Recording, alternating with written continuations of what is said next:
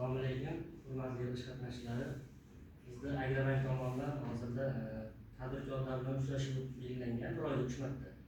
Tadbirkorlar bilan uchrashuvda o'tkazishdan maqsad tadbirkorlarning murojaatlarini hal qilish va ularni tinglash va tadbirkorlik qilish istagida bo'lgan jismoniy shaxslar bilan uchrashib, ularga ham loyihalarni o'zi bo'lgan g'oyalarni loyihalarga aylantirish orqali qo'shimcha ish o'rnini yaratish bo'yicha yig'ilishlar o'tkazamiz.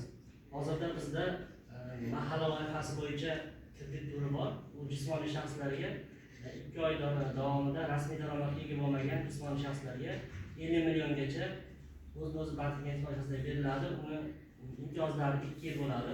2 yil imtiyozlarni to'lashga faqat foiz to'laydi. 2 yildan keyin 3 yil mobaynida transferlar qo'shib to'laydi. Maksimal summasi 50 milliongacha.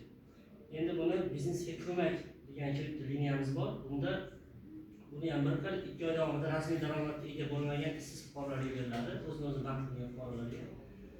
Buni muddat 4 yilga, buni foiz stavkasi 25%, ayollar 23%.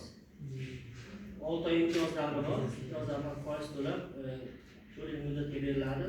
Keyin Prezidentimiz 312-sonli qarori asosida tadbirkorlarni tadbirkorligini rivojlantirish maqsadida beramiz.